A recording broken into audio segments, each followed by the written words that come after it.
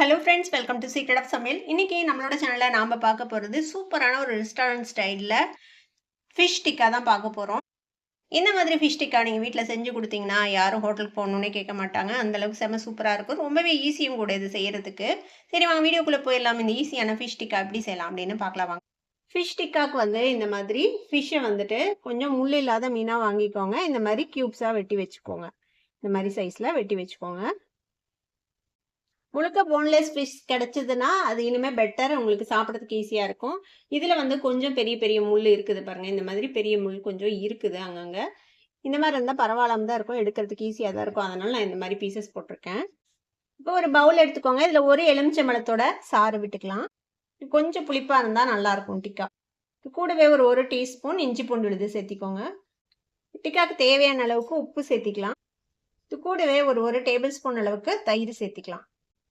இதுக்கு என்னென்ன மசாலா சேர்த்தணும் அப்படின்னு பார்த்துக்கலாம். இதுக்கு வந்துட்டு 1/4 டீஸ்பூன் மஞ்சள் தூள், 1/4 டீஸ்பூன் சீரகத்தூள், இது வந்து காஷ்மீர் சில்லி பவுடர் ஒரு டேபிள் ஸ்பூன் அளவுக்கு, 1/2 டீஸ்பூன் கரம் மசாலா பொடி, 1/2 டீஸ்பூன் வந்து மிளகுத்தூள், 1/2 டீஸ்பூன் சாட் மசாலா பொடி. சாட் மசாலா பொடிக்கு பதிலாக நீங்கள் வந்துட்டு பிளாக் சால்ட் இருந்ததுன்னா அது கூட சேர்த்திக்கலாம். இப்போ இதையும் இது கூட சேர்த்திக்கலாம். இது கூட கொஞ்சமாக கடலை மாவு சேர்த்திக்கோங்க, ஒரு 1/2 டீஸ்பூன். இது கூடவே ஒரு டீஸ்பூன் அளவுக்கு எண்ணெய் விட்டுக்கோங்க. இப்போ இது எல்லாத்தையும் நல்லா மிக்ஸ் பண்ணிக்கலாம். நல்லா கலந்தாச்சு. இப்போ இது கூட நம்ம இந்த மீன் துண்டுகளை போட்டு கலந்துடலாம். இதையும் சேர்த்து நல்லா கலந்து வச்சிருங்க. இப்போ இதை கலந்து நல்லா ஊற விடணும். மினிமம் 1 மணி நேரம் ஊறணும் இந்த மீன். அதிக நேரம் ஊற வச்சிங்கன்னா ரொம்பவே நல்லது. எவ்வளோ நேரம் அதிகம் ஊறுதோ அந்த அளவுக்கு இது வந்து நல்லா உள்ளே ஊறி நல்லாயிருக்கும். இப்போ கலந்தாச்சு. இப்போ இது இப்படியே ஊறட்டும். இதை மூடி போட்டு நம்ம ஃப்ரிட்ஜில் வச்சிட போகிறோம். இப்போ நம்மளோட ஃபிஷ் வந்து நல்லா ஊறி இருக்குது. இப்போ நம்ம எடுத்து பார்ப்போம். இப்போ நம்மளோட ஃபிஷ் வந்து நல்லா ஊறி இருக்கும். இந்நேரத்துக்கு இதை ஒரு தடவை மிக்ஸ் பண்ணி விட்டுறலாம். இப்போ இந்த மாதிரி கம்பி எடுத்துக்கோங்க, ஸ்கியூவர்ஸ் எடுத்துக்கோங்க. இப்போ அதில் வந்துட்டு நம்ம இதை குத்திக்கலாம். இந்த மாதிரி ஒரு கொஞ்சம் கேப் விட்டு விட்டு குத்திக்கோங்க. இப்போ இந்த மாதிரி ஸ்கியூவர்ஸில் குத்தி வச்சுக்கலாம். இப்போ இதை எப்படி கிரில் பண்ணலான்னு பார்க்கலாம். இப்போ நம்ம அடுப்பு ஆன் பண்ணிக்கலாம். நம்ம இன்னைக்கு நேரடியாக தான் சுட போகிறோம். இந்த மாதிரி ஃபிஷ் வந்து குயிக்காகவே வந்துடும். ஒரு 5 நிமிஷத்தில் வந்துட்டு நீங்கள் கிரில் பண்ணி எடுத்துடலாம். ரொம்பவே சீக்கிரமே செய்யக்கூடிய ஒரு ரெசிபி இது. பெரிய சைஸ் ஃபிஷ் கிடைச்சதுன்னா மீன் முள் இல்லாமல் இந்த மாதிரி செஞ்சு பாருங்கள். ஹோட்டலில் போய் நம்ம வாங்கி சாப்பிட்டோம்னா கிட்டத்தட்ட ஒரு பிளேட் வந்து 300 ரூபா 350 ரூபா இருக்கும் மினிமம். அதாவது ஒரு சின்ன ஹோட்டலையே அந்த ரேஞ்சில் விற்பாங்க. நாம் செஞ்சோம்னா செம்ம டேஸ்டியாகவும் இருக்கும், ஹோட்டலை விட சீப்பாகவும் முடிஞ்சிடும்.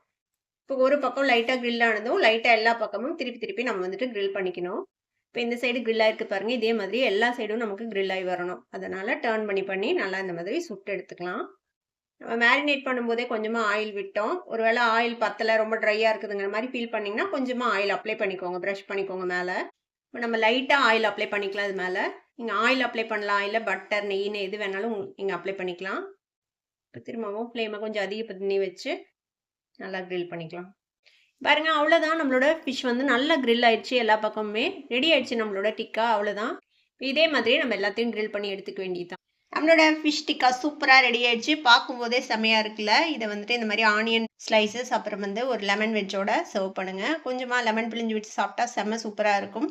கண்டிப்பாக ட்ரை பண்ணி பாருங்கள். ட்ரை பண்ணி பார்த்துட்டு எப்படி இருந்தது அப்படின்னு கமெண்ட்ஸில் ஃபீட்பேக் கொடுங்க. இந்த வீடியோ உங்களுக்கு பிடிச்சிருந்ததுன்னா சப்ஸ்கிரைப் பண்ணுங்கள். பக்கத்தில் இருக்கிற பெல் ஐக்கானை கிளிக் பண்ணுங்கள். அப்போ தான் ஃபியூச்சர் நோட்டிஃபிகேஷன்ஸ் உங்களுக்கு உடனே வந்து சேரும். லைக் பண்ணுங்கள், ஷேர் பண்ணுங்கள். தேங்க்யூ ஃபார் வாட்சிங் திஸ் வீடியோ. Bye bye.